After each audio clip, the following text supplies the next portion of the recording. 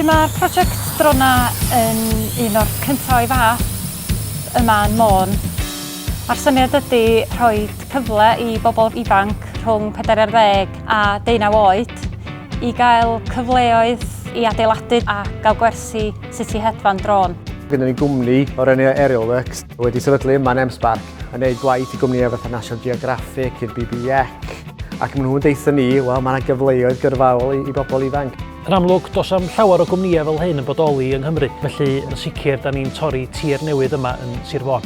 Cychwyn sgwrs y gobeithio ydy hyn a ceisio amlygu'r cyfleoedd sydd yn maes dronau.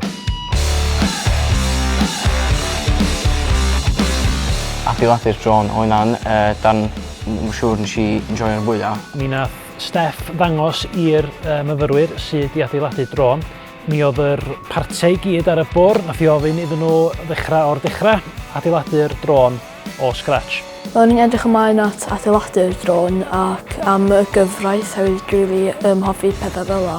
Ddoth yr heddlu i fewn, cwmni ffilmio Dewi Vaughan Evans a hefyd tîm chwilio a achub i sgwrsio fy ni ynglyn â sut i ddefnyddio dronau.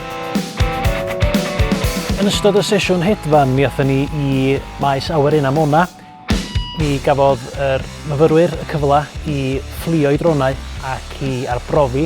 Dwi'n hapus bod fi wedi bildio drôn yn hun a lle mae wedi manjo fflio so far no crashes.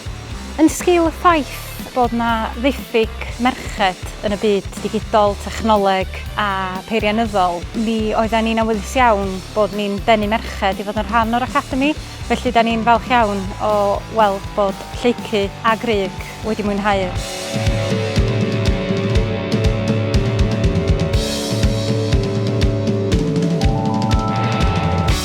Mae'r adborth da ni wedi dderbyn gan y bobl ifanc sydd wedi cymryd rhan yn yr Academi yn ogystal â'r rhieni wedi bod yn wych.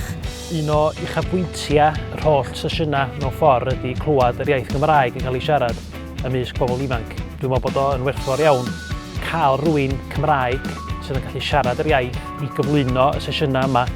Mae'n debyg bod nhw'n i gyd yn dod o safbwyntiau gwahanol o ran be maen nhw'n obeithio gael allan o'r prosiect. Rhai fwy o diddordeb yn yr ochr ffilmio, rhai fwy o diddordeb yn yr ochr peirianneg o'r beth ar adeiladu.